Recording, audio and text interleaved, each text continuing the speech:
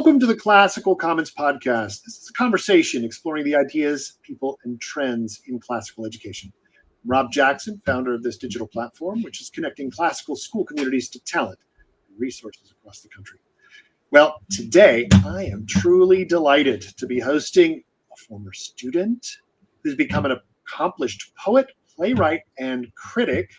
And I've got to show you her face. There she is, Miss Jane Scharl, Mrs. Jane Scharl. You'll find her writing in the BBC, the Hopkins Review, Hudson Review, the American Journal of Poetry, and on and on and on. Her debut poetry collection, Ponds, was published by Whippenstock last year. And I'm remiss and admit, Jane, right off the bat, that it's taken me a year, almost a year and a half, to finally get you on this podcast with me, because I was so delighted with every single page I read. What an inaugural performance. So we're here to discuss it. Thank you, Jane, for joining me.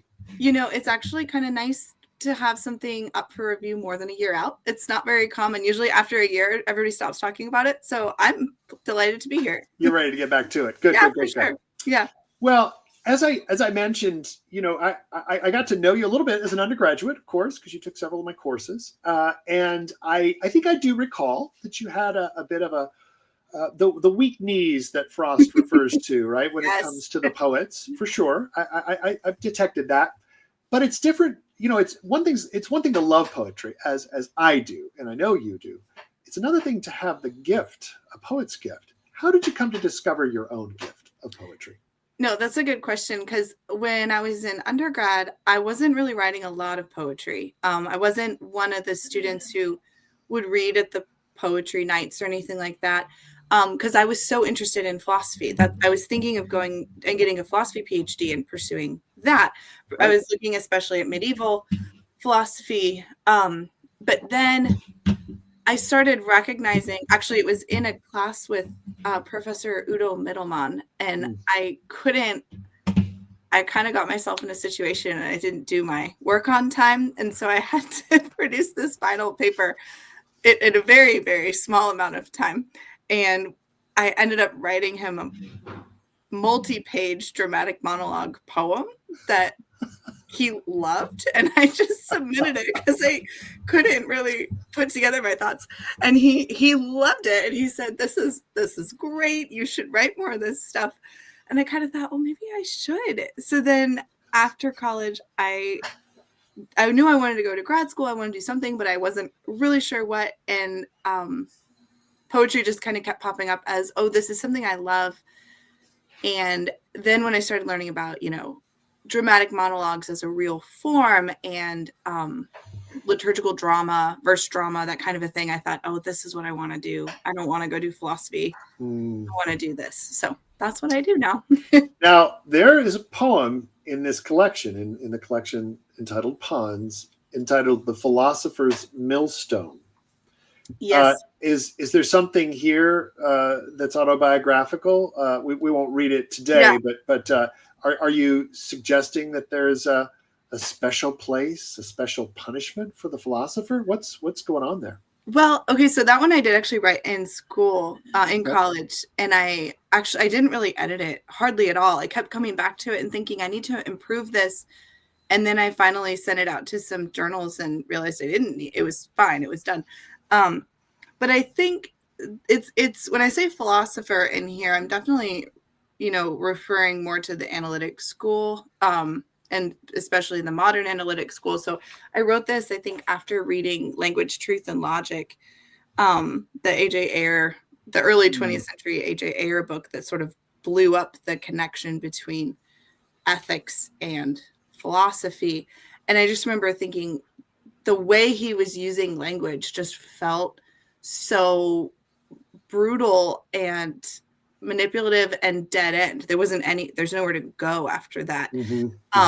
So that was a bit of my my expressing some frustration with the way that philosophers can sometimes manipulate language, and I think this happens even in really, really good philosophers, that they end up talking themselves into a mess because their understanding of language is definitely more it's more that they're seeking a different kind of knowledge than the poet is. And so that's a little bit more, it's me declaring myself on the side of the poets in the battle of the poets and the philosophers. No, I picked up on that. That's where I thought you were headed. Yeah. And yet the poets, as Plato himself would acknowledge, really are the masters, the schoolmasters. Right? They have great ability to move us, and so you're in a pretty strong lineage there. But you're talking about the modern philosophers, rather, who with that particular lyric. Yeah. Are you concerned here that they misunderstand language, that they get themselves in a mess, as you put it, in part because what are they failing to do? What are they failing to do that perhaps the poets could help them with? Well, I think part of it, poets think of words, the poets that I like at least, think of words almost more as objects. They're things that have real content, real heft. They're not simply symbols or signals that you can swap out whatever's behind them and they stay consistent. So I think the poets just tend to have a stickier understanding of the relationship between language and reality. And some of the modern philosophers just kind of right through those and try to peel them apart in a way that makes me really uncomfortable. So actually some of that, the poem, The Philosopher's Millstone, I think you see some of that happening even in the late scholastics. There's a reason scholasticism fell apart, and it's because it was becoming too pinpointy about language. It wasn't letting language have that sort of amorphous organic quality that it has, and it was trying to drill in too hard. Yeah. So it's almost it probably sounds weird to say that the scholastics have something in common with Ayer, but I do see that same kind of aggression in trying to make words these little tokens you can move around without letting them be themselves, if that makes sense. Yeah. Basic English was actually the product of that same kind of thinking from the early 20th century. We should just distill the entire English language, the entire corpus, right, of 6 centuries into this basic form that can be replicated, reproduced, can be taught around the world, so that we have a global language, and thus we can all converse, seemingly without any difficulty. Yeah. But of course, that doesn't actually work that way. Languages do not work that way, and the Ayer and his ilk, right, others of that late modern philosophic approach are the very ones that C.S. Lewis criticizes in The Abolition of Man, which is a work of great import to this classical renewal, right? This classical renewal picks up on Lewis's argument that something is being done in a simple, high school textbook on language and poetry that is denuding or sapping or leaching out the power and the reality, as you describe it, of language. They're not mere tokens, and they're certainly not mere manipulable symbols, but rather they have a life of their own. Maybe that's it. Maybe that they have a kind of organic quality to them that these analytic late modern philosophers want to strip away. They want to murder to dissect, right? To borrow the phrase. And I think, if you look at the whole modern analytical project, it's to eliminate the organic. So you look at, all the technological advances in reproductive tech. It's like we have to eliminate these messy processes, these messy, organic, sticky processes that lead to distinctive and individual life. You see it in everything. And so I think you can actually trace a lot back to a culture's relationship with the word. What do they think a word is? And I think you can really see a lot of the other philosophical implications of a culture and a society just by understanding that thing, which is why this whole thing with LLMs is wild. Yeah. We could talk about that all day. But yeah, we could. Maybe we'll come back to it. Maybe we'll come back to it. About it all day.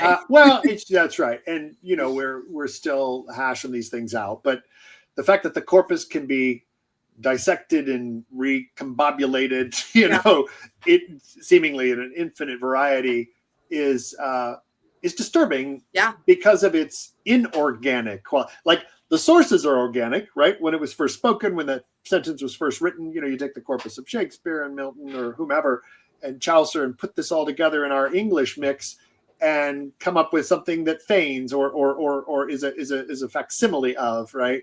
Yep. And you think, yeah, but that isn't actually. What am I hearing on the radio now? Only from these syndicated talk radio, music DJs. No bots here. Like these are only live DJs or only human DJs. Like that's going to be a distinguishing characteristic now. Poetry's going to have like just as our food has organic. Poetry's going to have to. This was not produced by an AI. No, I just was doing some submissions. I don't really have time to do submissions anymore, so I hadn't done any in a long time. But I just went, to submittable, and there's a little checkbox where you have to check this poem. I like AI played no role in this poem, or in some of them you have to like write a sentence explaining your artistic relationship with generative AI, and it's a brave new world out there. It's wild. Woo. Okay. Yep. Before I don't want to get too far afield. That'll be my next collection. That's right. All right. Well, you talked about the poets in contradistinction to the philosophers, but you clarified the good poets or the poets that you're drawn to. So let's just talk about it. Who are some of the greatest influences, from across the canon, to be sure, but are there a few that really have spoken to you and really kind of shaped your imagination? Yeah, I'm looking over. This is my bookshelf where, when I need a friend, you go over there to that bookshelf. So call a friend. That's right. Yeah, my go-to poet when I get stuck is David Jones, 20th century Irish. Welsh Catholic. And actually, it goes what we were saying before. It connects with Jones because he actually couldn't read until he was 10. So they think he was severely dyslexic or something, but he learned about language. His father was a typesetter.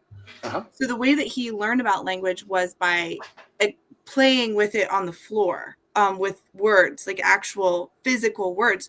So his whole life, he had this relationship with language where he had a very tactile relationship with it. And he would think of it as having different weights from the size of the typesetting and stuff like that. Yeah. Super, super interesting. And you can feel that throughout his verse. So he's kind of a palate cleanser when you get into people who are too far from the word. Yeah. Jones will get you anchored. So Jones, I love Joffrey Hill. I have no idea what he's doing half the time, but it's fabulous to watch. He's that's a pretty heavy hitter, pretty deep stuff. I've got the giant selected or collected works, and it's a great one to just bring out and be like, let's go. Here we go. So, love him. I really enjoy Polish poets. So Adam Zagrzewski is he just recently passed away, but he's a 20th century Polish poet, quite wonderful. Love Chinese poetry, the classical Chinese poetry, because it's so stripped down and it looks so easy to write. You think, oh, anyone can write this. Just an observation about a tree, and then a statement about how much wine you've had to drink, and then something kind of maudlin. It's so hard to put those poems together. Really wonderful. So the form itself is something you're actually really drawn to. Oh, that very succinct and stripped down form. Very succinct, very streamlined, with the sharp twist. It goes from just observation, boom, in 2 words, they can blow it up into a universal principle. It's really remarkable how that can happen. So I like to read poetry from all across the world and all across time. I'm always looking out for something new. Well, then you clearly got to find good translators, or are you learning Polish and Chinese? Perhaps I haven't been paying attention. Okay, I'm just not. The only language I can read French poetry, so I can read Baudelaire in French. Okay. And I can read some Old English poetry in Old English, but a little bit of Latin poetry, but for the most part, I have to read in translation. So I just have my, translators that I go to. Yeah. So as these voices, and as you came of age, or as you sort of acquired your own idiosyncratic take on the poetic form, How did you go about that? How is it that you might read broadly from dozens of authors and maybe sort of take it in, but then you begin to discover your voice? I wonder if you could describe that a little bit, because this is again sort of a journey that I've read around. You read the biographies of poets, and they'll start out, with every good intent, but recognize years later, I was sort of just imitating Milton, or I was just mocking Frost or something, but then I found my groove. How does that happen? How has it happened for you? Well, I'm not sure I've found my voice yet. So that's I think I have found. Okay, here's a little anecdote. Do you know Constantine Cavafy, Greek poet? Yep. Okay, so Cavafy, 19th century Greek poet. For folks who don't know him, you should definitely check him out. But he, throughout his career, really had three obsessions that he was always working on in his poems. And so one was Hellenic Greek culture. Second one was Greek Orthodox. He was a practicing Orthodox. The third one was he was homosexual. So he had these deep erotic relationships with men. Yep.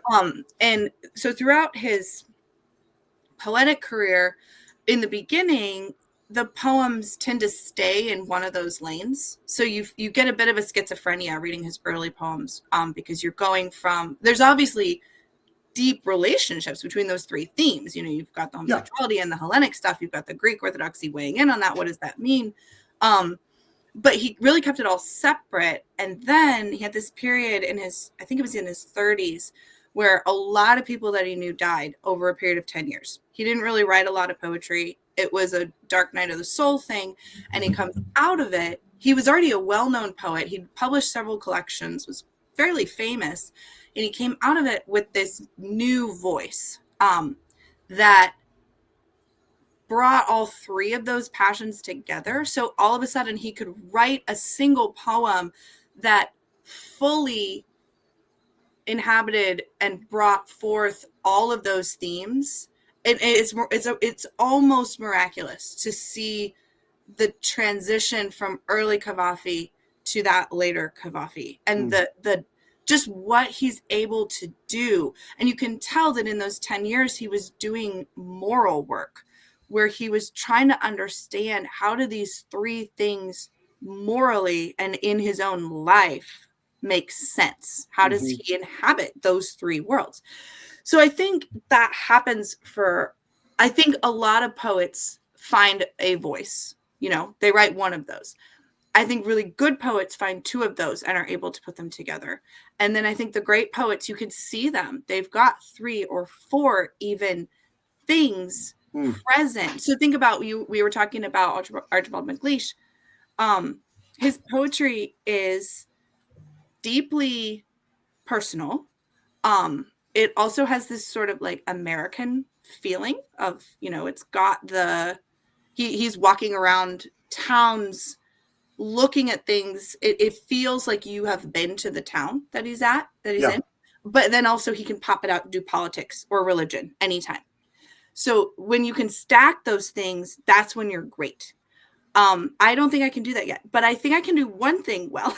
So I think in the journey of finding your own voice, you're looking for those voices in other people.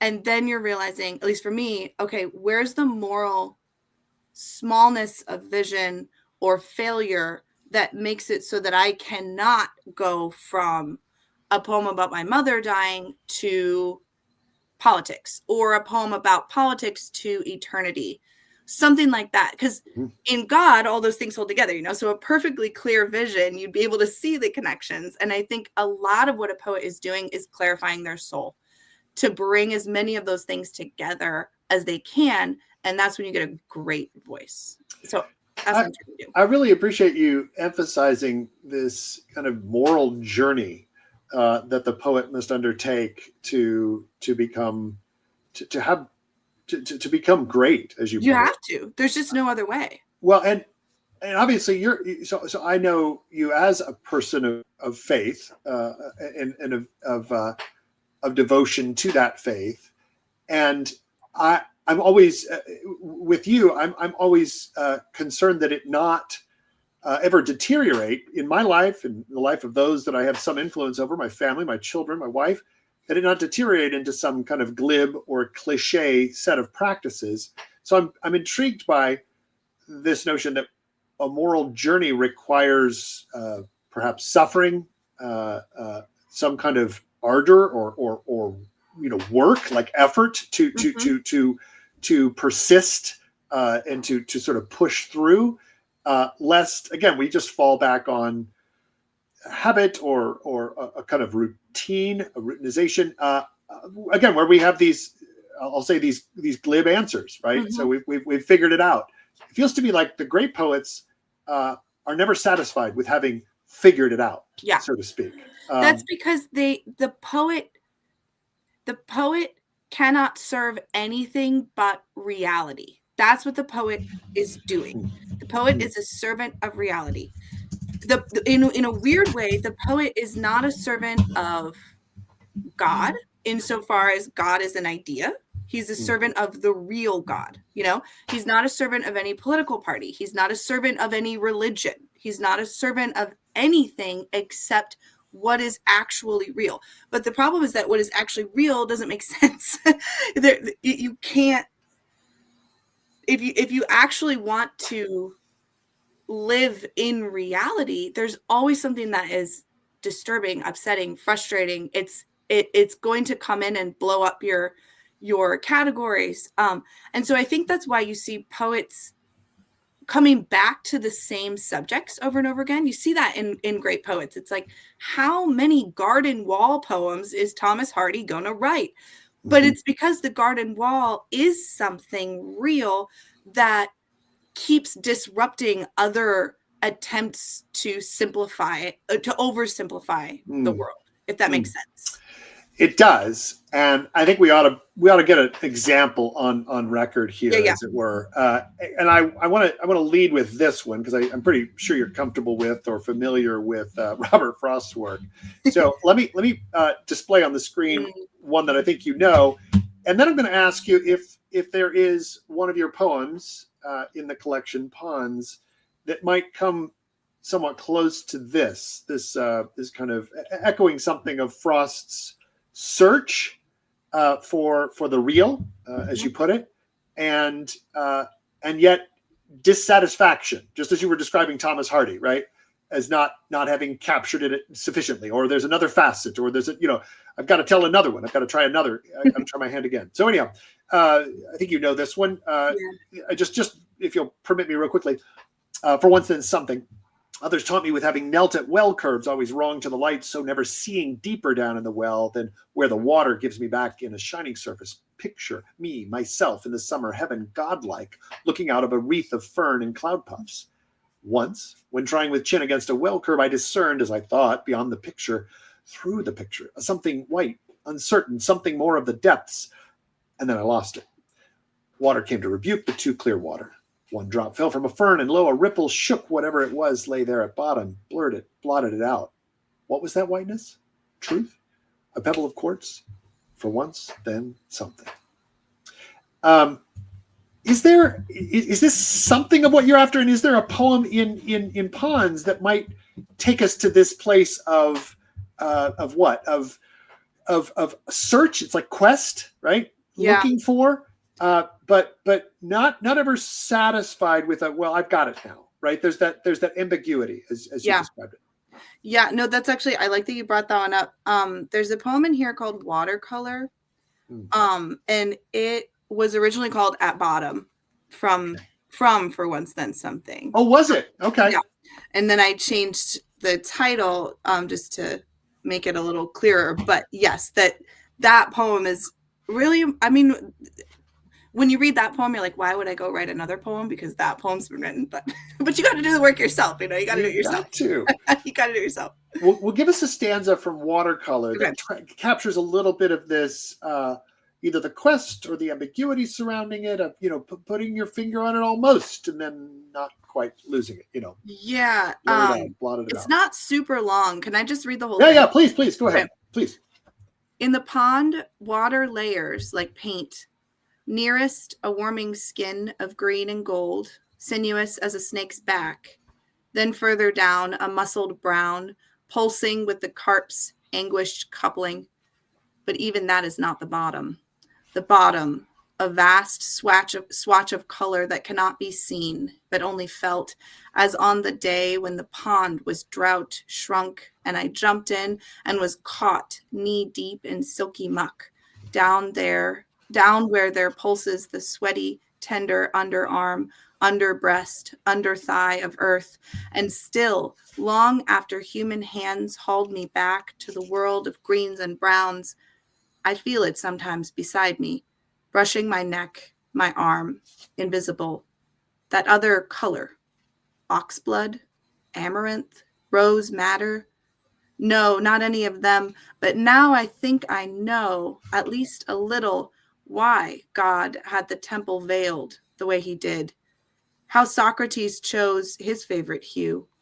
What the bougainvillea's playing at. I know what shade is there beneath all others, and why, against all reason, I long to breathe deep the wine dark sea. So that was my kind of response to For Once Then Something. Yeah. I love that silky muck. How many of us have actually gotten into a pond? That will stick with you. Yeah. It was this pond I worked at a plant nursery, and we'd go jumping in the summer, and I just jumped in, and it was not as deep as I'd been led to believe. Never forget it.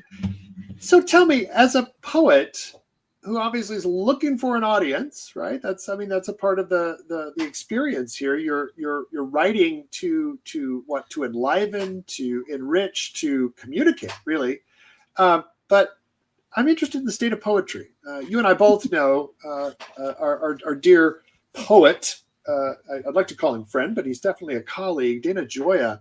She's 40 years ago now was writing and sort of rhetorically asking, can poetry matter? He was deeply concerned that poetry had become the province of a very small minority of fellow poets writing to themselves and publishing one another's work, and basically detaching it, right, from the commons, right, from our public square, as it were, because it had become so I don't know, erudite or arcane or whatever, just its own little game. Yeah. For the inner circle. How is it looking out there today as you try to seek an audience? How's poetry looking in America today, and who's reading it, and where should we go if we're so inclined, or if we should get inclined, where would we go to find good poetry? Yeah, no, I think it's a good question. So Dana wrote a follow-up, and I don't remember where it's published, but I really like what he says, where he says in this follow-up that the state of poetry has changed considerably, and it has improved considerably, which I think is true. I think that the problems that he diagnosed in that original article of poetry being consigned to academia and being this hyper intellectual exercise for a few people, I don't think that's the case anymore. I almost think it might be a little bit of the opposite, where it doesn't really get a huge critical or academic audience, but there, especially in social media, there are poets who, almost completely devoid of any critical input, have a huge audience. People are reading what they call poetry. That's a good thing. A lot of it's just terrible because there's no training behind it. So we've almost overcompensated of saying, oh, poetry for the people. Yeah. Now it's just pretty bad. Which I think mass pablum, something like that. Yeah. And so I think for your intelligent but maybe undereducated reader, of which I would consider myself, so that's not me talking down to anyone, but someone with decent taste, but not really those ins into a literary world, it can be really hard to get into modern poetry because you go to a bookstore and a lot of it's just terrible and you don't know, okay, where can I look? So some recommendations would be definitely within different faith traditions, there are a few prominent writers who you can look to and then look at the people that they're talking about. So that's great. So for the Catholic tradition, look at James Matthew Wilson, look at his little cadre, see what they're doing. Not all of that is my cup of tea, because sometimes I think that that it's sort of a formalist reactionary group. I think that they go a little bit too far. They just do my pet peeve, where sometimes they manipulate syntax in order to fit it into a form, and that just drives me crazy. Yeah. So if it's not your cup of tea, it's fine. But that's a good place to start. You know, you'll find some really good work over there. Or if you're interested in, I mean, if you're Hindu, go read Amit Majumdar. Incredible poet, novelist, essayist, doing everything. Great work, not well enough known. Go read Majumdar. So there's different little, I Pockets. think Yeah. there's pockets. Yeah. So if you can find one person in the pocket, the whole pocket will open up to you.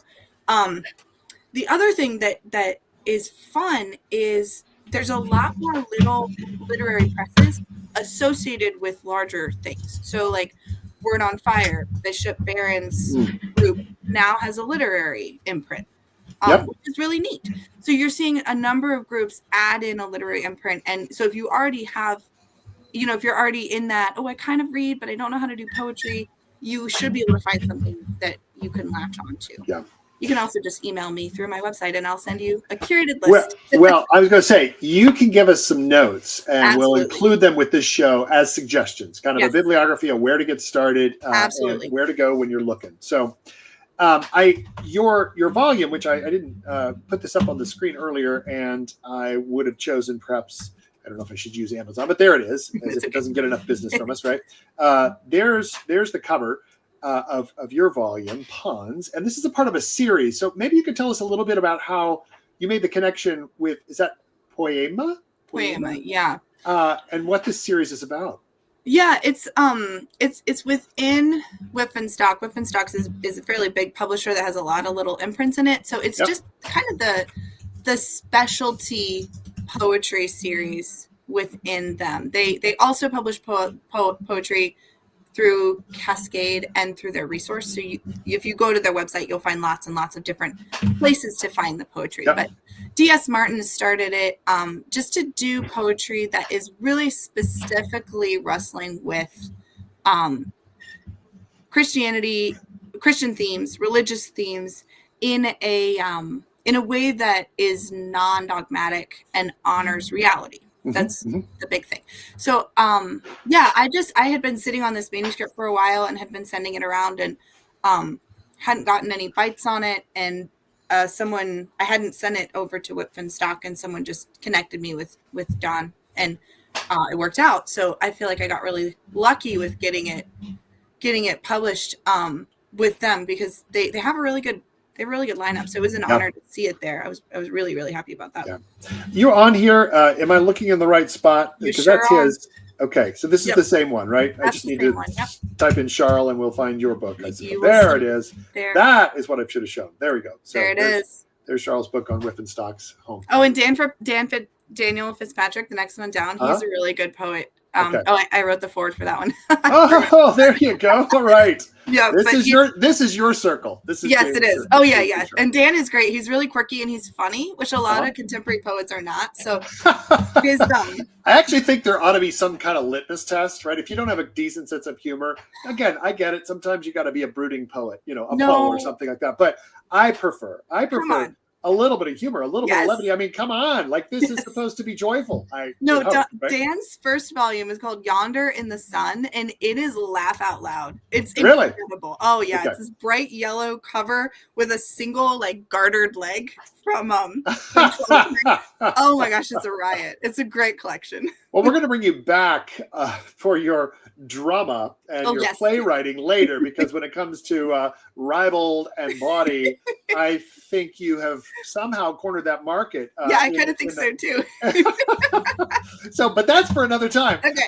We mentioned McLeish here a few moments ago, and you liked his Americana, right? And his ability to bring a variety of things to the table. But he is known both for this many topics in his lyric, but this notion of ars poetica, kind of a definition or an explanation, the purposes of why poetry, as it were, is a reoccurring theme. And I immediately think of MacLeish. The other poem I think of, this is the only one I can find of Marianne Moore's republished. I mean, you can find this in her collection. But she has this lovely line. She opens up, talk about a good sense of humor. I, too, dislike it. Yes. There are things that are more important, or are important beyond all this fiddle. And fiddle there is referring to, the poetic and the poetic device. But by the time she's done, she has these great lines that sort of open up when she says that, let's see if I can find the line. Oh my goodness, I'm struggling here for a moment. Something beyond all the high-sounding interpretation can be put upon them, but because they're useful, when they become so derivative as to be unintelligible, the same thing may be said for all of us. We do not admire what we cannot understand. So you had this notion earlier that a good bit of what the poet is about is trying to understand and to recapture or maybe reconnect with reality. And you have, I believe, a title in your collection along the same lines, along this spirit, called Active Poetry. If you wouldn't mind reading that for us, and maybe give us a little bit of your take on why poetry, or what's it for? What does it do for us human beings? I don't think there's any art form as tortured as poetry. I mean, I don't think musicians sit around and just say why music all the time. Yeah. And they definitely don't say why music using the same medium that they use. Like they don't ask that question in music. Yeah, that's right. That's right. They're not singing the song. Why am I singing this tune? Yeah. I've always thought it would be funny to see a sculptor who did a whole series of ars sculpture where he's questioning the purpose of his thing in stone. I don't know. Poets are hilarious. Yeah, they're so funny. I'm sorry, I gotta find this poem. Yeah, that's fine. It's early in the book. There it is. Okay. Got it? Yeah, sorry. 31 is on my. We just poets just crack me up. Okay. Active poetry. It goes like this. A pond is like nothing more than it is like that brimming O between consonantal banks, a little muddied with spring rains. And then a stone sits heavy on the tongue, in just the way it snugs in the hand. And when the two meet, there is nothing more like itself than the hollow that opens briefly in the water when the stone falls through, the clearing left by the smack of being against being, and into that space where stone and pond were both and are no longer, there rushes for a moment the void, whose edges hum with energy, but whose core is a limitless lack of energy. Then the act ends, and the waters close again over the gap, about which now it can be said only that it may indeed have been nothing, or it may have been a stab into everything.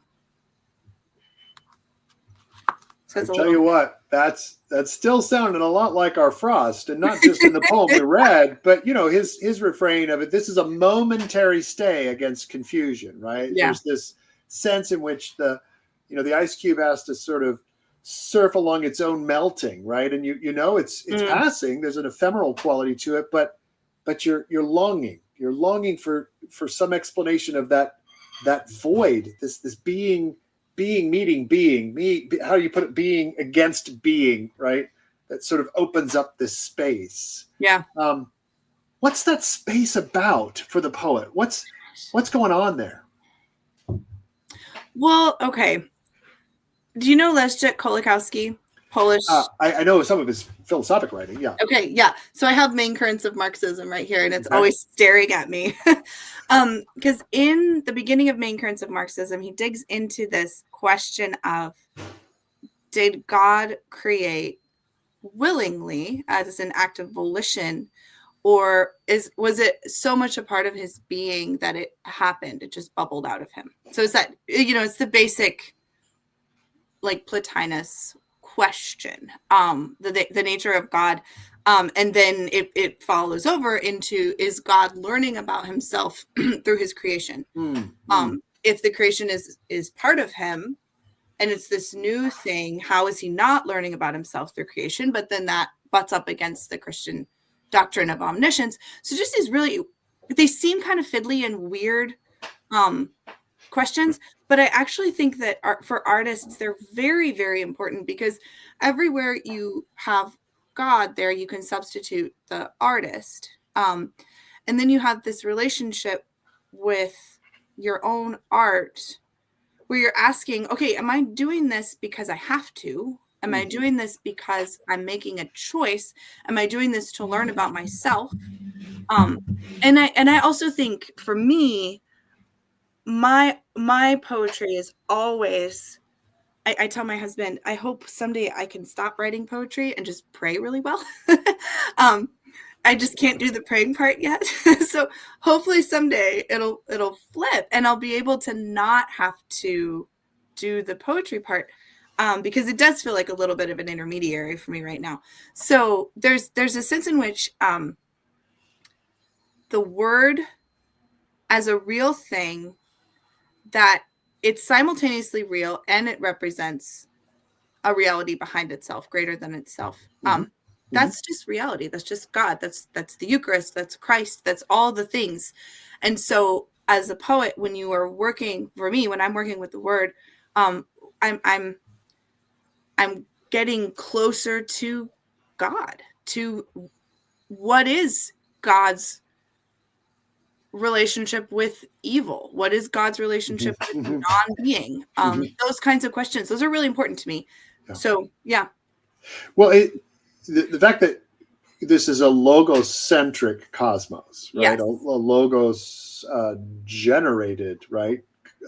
In the Christian understanding, suggests that the poets, because they're trying to approach logos, again, imperfectly and impartially and dimly grasped, but yet the logos is their obsession, as you put it, their obsession, as you put it earlier of Cavafi.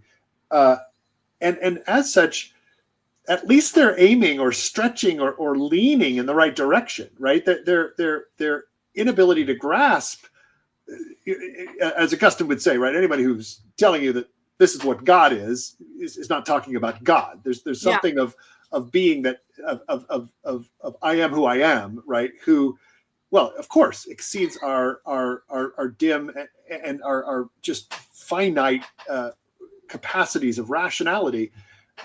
Again, back to Augustine, it's that, scooping cupfuls of the sea into your little hole of understanding, right? But at least you're at the seashore, right? At least you're cupping some of that water into your own little receptacle and attempting to understand it better, as long as you don't ever confuse the two, right? That your little grasp, your little poesis, you're making your receptacle is not the sea, but at least it's derivative of the sea, right? At least it's closer than those of us who are landlocked and don't care to know the sea and the wonders thereof. Yeah, well, and I think more people are doing this. I mean, I think a lot of mathematicians are doing this too, in a different, it's a different sea, but they're doing the same kind of thing. So I think that I think this is the human thing. Everyone should be doing this in some way or another. I think I feel really lucky that I get to do it with poetry, because it doesn't require me to have, massive infrastructure. I don't have to have a studio. I don't have to, I can just have a notebook and a pen and I'm good to go. But yeah, it's the human thing of trying to understand, who are we and who put us here. You have to either wrestle with that, or you're going to push it down and it's going to destroy you. So just confront it is my view.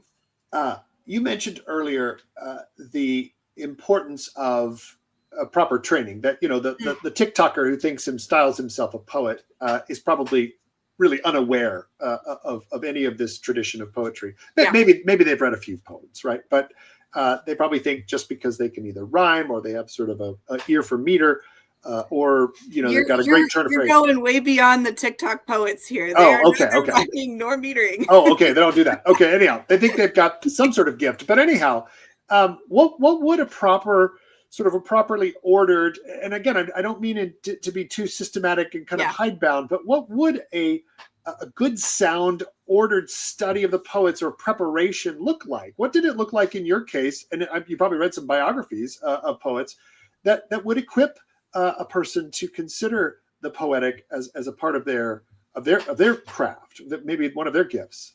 Yeah, this is, I mean, I wish I was actually better trained classically, because I don't have a great, there's some pretty big gaps for me, and I'm just always trying to fill those gaps. So, for example, I read a lot of English Renaissance poets, but I can't really talk about it and make critical comparisons between them. That's I need to work on that. That's not good. But for somebody who's, maybe they like poetry, but they don't know where to start. Maybe they want to try writing some poetry, whatever. I think it's actually really important to get some kind of a handbook of form. And there's a number of those that you can use. There's All the Funds and How You Say a Thing. There's Western Wind, which is just a textbook on different forms. There's a whole bunch of them. I can include those. Helen Bendler, that's right. Ciardi, we've got, that's right. Tons of stuff. So get a handbook and work through it. And that might sound dumb, but do it. And then the other thing to do, I think a lot of poets, a lot of amateur poets have this actually, I know this because I mentor poets sometimes. And a lot of the time I ask them, okay, who are you reading? And you would be shocked how often I get the response, well, I'm not reading anyone right now because I'm trying to write and I don't want to mess up my voice. So there's this misunderstanding somewhere that if you're reading, you run the risk of polluting or diluting or obscuring your own voice. And it's actually the opposite, obviously. The best poets are reading everything all the time. And they're not just reading it, they're copying it by hand. I have notebooks and notebooks and notebooks full of poems that are by other people that I just copy by hand. Because when you make those movements, it works in your brain. You learn the meters, you recognize the vowel sounds, you see the patterns in the vowel sounds. You say, oh, if I want to create this emotional effect, use closed vowel sounds. Boom. But you don't get that until you're actually in the stuff. So write the poems by hand, read tons of poets, and then eventually, if you want to be a really good, if you actually want to get better at your craft, you need to start criticizing, because you have to criticize your own work, and you can't just criticize your own work out the gate. You're too close to it. So I wrote 100 critical papers. They were 800 words long. Each one of them was about 1 or 2 poems. And I just wrote those. I wrote those for my grad program, and then I kept writing them after my program. And I actually probably need to go do another round of them because I'm struggling right now. So I need to go do 20 of those, just knock them out and see, okay, what makes the poem work? Does the poem work? What makes it work? Find the most specific, tangible, just be specific. I think don't say, oh, I like this poem because it makes me feel nice. What line, what choice, what movement is it that moves you? And when you can make that recognition in someone else's work, you can duplicate it, or you can find in your own work where you're not doing it. So that's what I would say. If you want to write, just read and then criticize. Yeah. I love the fact you're saying this. I'm just going to put this up here and we'll put it in the show notes. Are you familiar with Wendler's Jefferson lecture from 2004? Yes. I always forget the title, so I have to slide down here to the bottom, but anybody can pull it up. The lecture's entitled The Ocean, the Bird, and the Scholar. And what's so beautiful about this is how she, using poetic device and citing several poems, chiefly Wallace Stevens, describes the ocean, the reality, right? The bird and the capture of the poet's ability to craft and essentially produce artifice, but also the scholar's criticism, properly understood, that enlivens or somehow brings that artifice to an audience with the appropriate ability to sort of evaluate. And this is why, again, I think that the sort of TikTok gen or that sort of popularization of poetry might be missing something if, first of all, the reality before us, the great ocean, should be our primary, what we're engaged with, and that as poets produce the artifice of poetry, that they are in a conversation with, as you said, not in their own heads, but they're actually in a conversation with the other poets. Yep. And they're thinking about critical reception. And again, not in any kind of weird, postmodern sense, but in terms of how then will this be received, and how should I make myself accessible to any number of audiences, right? Various constituents with whom I should be engaged, legitimately engaged. Like I should expect them to push back. I should expect them to ask questions. And in that is a genuine conversation, right? Is a genuine exchange of ideas, of lively minds, right? So I love what you're saying, and I just that echoed Wendler's thoughts. That's a great talk. I'm glad you brought that up. I want to get back to your poetry because I just love the ordinariness, if you will, the quotidian that comes in every page. Everything, from fishing with your daddy to that pond that you got stuck in the muck of, right? To a rabbit on the side of the road, seemingly that's probably been run over, but basically is dying. If you wouldn't mind getting Leap, if you wouldn't mind turning to Leap and reading that for us. I was really struck on a couple of levels, no pun intended there, by the poignancy of these observations. So let's see, what page is that on? I had it marked. Yeah, it's on 50. 50. Okay. Yeah. If you want to go ahead and read that for us, and give us any backstory, if you will, so we understand kind of where this is coming from. Yeah, I mean, this is just I was hiking in the Pacific Northwest, and this guy was on the side of the road, and I was with a bunch of poets, and we all had to take a crack at it. Huh? We did. There wasn't anything else we could do because it was clear that this was beyond our help. Yeah, he wasn't going to make it. He wasn't going to make it. And and I think, we ended up, we were walking to a house party. And so I think we kind of split into two groups, and some folks went on. And then one or two of us, we just kind of stayed until the little guy was gone because we just felt really bad and there wasn't anything we could do. So then this poem occurred. It's called Leap.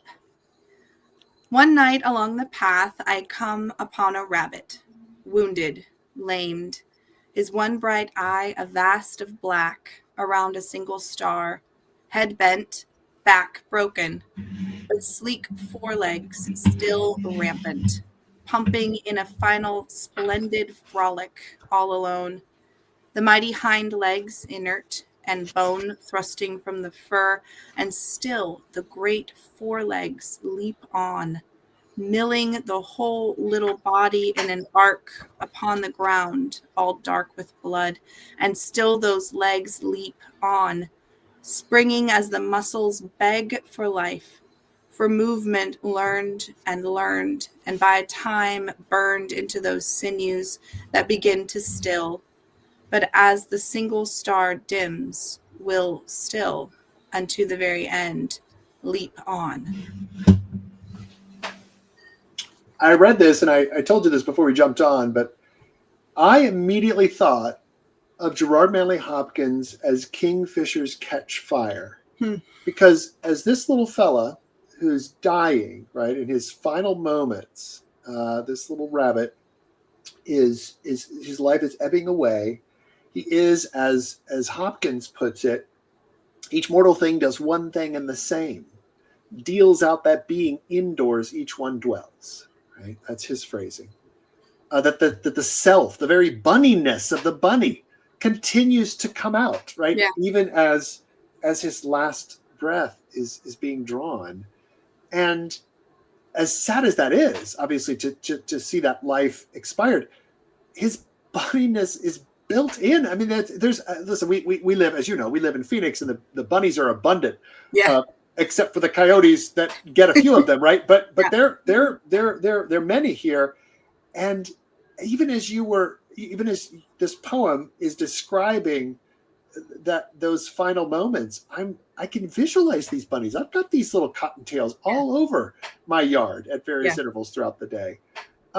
What were you hoping to do? Is there something of that Hopkins-like inscape that you're trying to sort of share with us? Because again, it's sad, it's poignant, Yeah. And yet there's something good there, something of the bunniness. I don't know. So I don't know if you've ever been at a deathbed of a person. But when a person is dying, especially, you know, after a long illness or something, they get this weird strength at the end. It's odd. You could have them being extremely frail for months and months, and then all of a sudden, you know, in the last 12 hours, there's this, like, the muscles shouldn't work anymore because they've maybe just been flat. Yeah. Sure. But you have people try to sit up, they try to walk, sometimes they can walk, sometimes they struggle. It's just like I said, I don't know if you've ever had that, but it's a very strange experience to see how the body fights at the end. And I think that's a huge thing that I think all artists are dealing with, but it's an explicit theme for me of we can talk about this more when we talk about the death of Rabelais, but how is it actually some kind of solace that we go to heaven when we lose our bodies, you know? And so I think that is there very much what you're saying, that embodiedness, that inscape, that this is the bunny's self, or when we die, this is going to be our body that doesn't want to go. And I think that's just a really but at the same time, as Christians, we believe that the body will return to us. And I don't know, I'm just so, you know, is it Plato who says philosophy is learning to die well? And I really think for me it's poetry, because I just am always thinking about, we're going to die someday, and you want to be ready. You want to be ready. Yeah. Momentum mori. That's right. Yeah. So that's what it's just death is wild. It's wild. It's a wild thing. And yet we don't, you know, we try to sanitize and hermetically seal it off, typically, right? You were asking if I'd had those encounters. Typically, I'm seeing the dead after, right? And at the funeral home, you know, even with the open casket and so forth, but I'm not there in those dying moments. And, you know, I'm sure it will be coming, right? As my two parents age and are now, you know, hitting their 8th decade, it's coming, you know, and I am aware of this, but the fact that we might be more attentive, maybe the poets are there, at least, you know, to obviously celebrate love, to celebrate the high points and the joy and the laughter and the humor that we've talked about, but also to bring us into contact with, and more direct contact with, and reflection upon our mortality, so that we can die well, as you put it. So, well, birth and death, I think, are both so tucked away now and sanitized, and I think that is so wildly unhealthy. I mean, I know it's never going to happen because I don't have the chutzpah to do this, but you know, the you know, bringing the body in and basically, you know, washing it and caring for it and bringing it into the essentially the center of the home. I think that's illegal now, but you know, for hygienic reasons. But I mean, that was of course standard fare a century ago, right? In the small town and in the home. Listen, we're running out of time, and I didn't even get to your title track, which is Pawns, but I want to go there real quickly because, of course, when I first read it, I thought, wait a minute, are you kidding me? Really?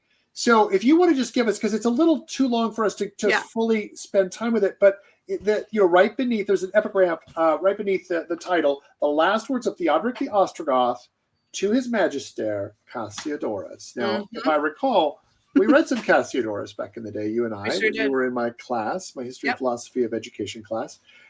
Was that a part of your play here? What's going on in Pawns, which obviously is the title? Yeah, no, I have the Cassiodorus that we read in class, and it's got the pawns on the front. It's the blue book with the like white, so I've got that in the scholarly room back there, the scholarly book room. And I loved that little anecdote. Okay, so for folks who aren't familiar with it, this is the king who is best known for being he executed Boethius. So Boethius writes the Consolation of Philosophy.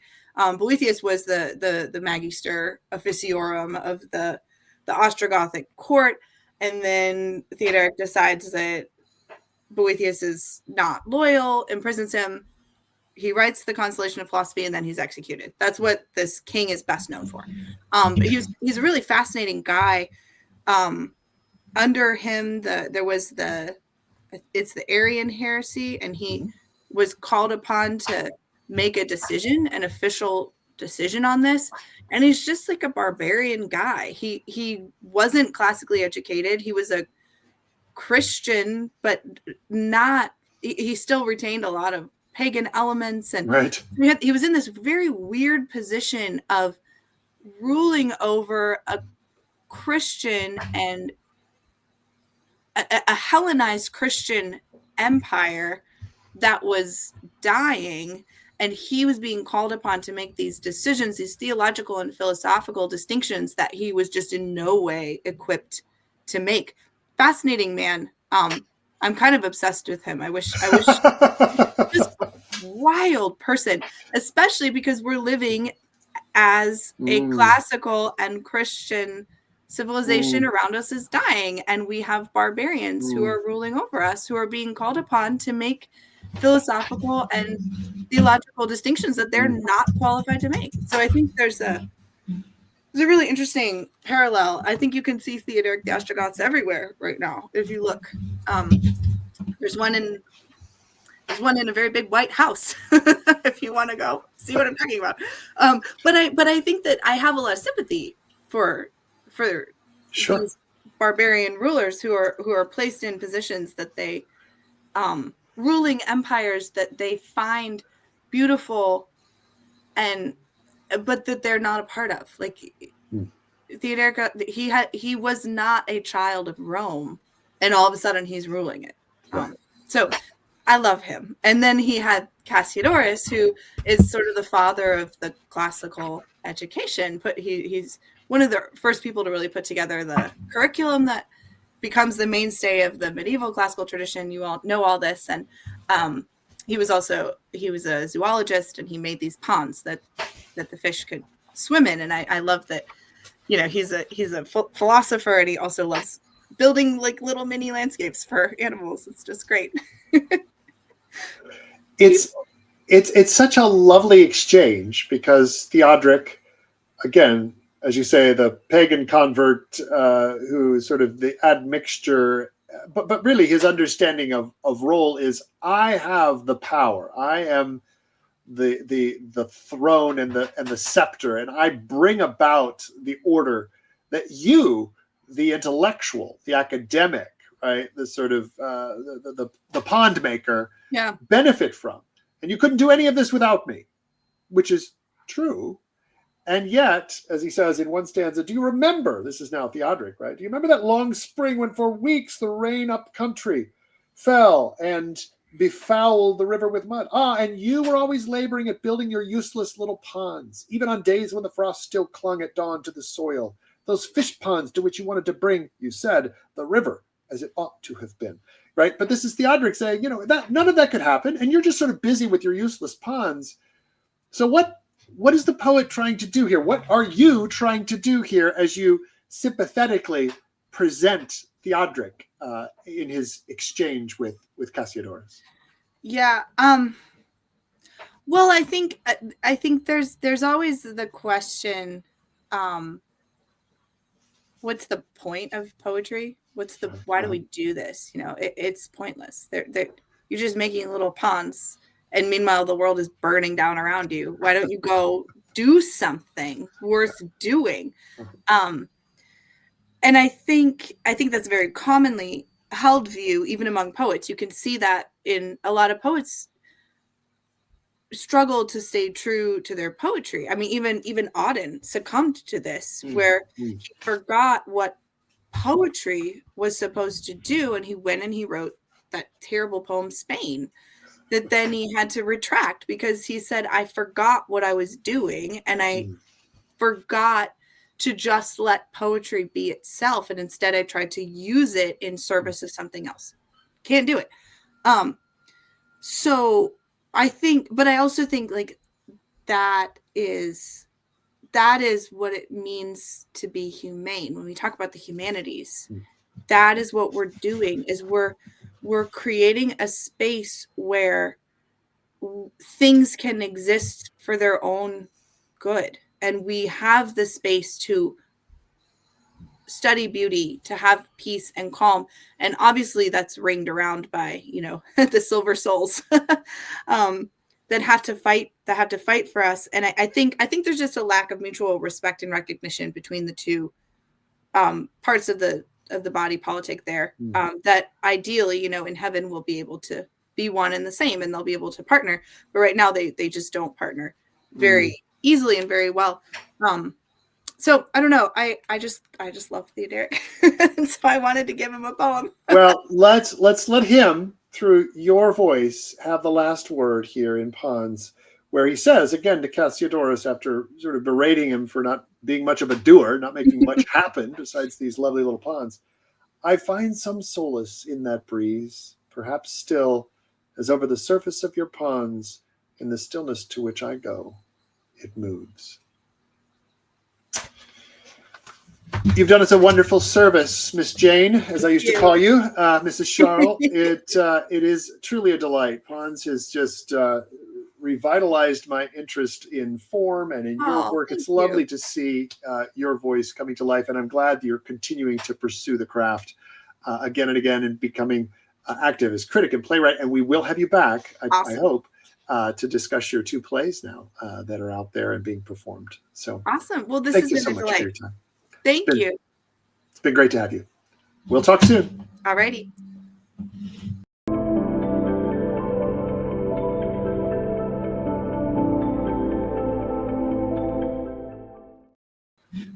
Well, you can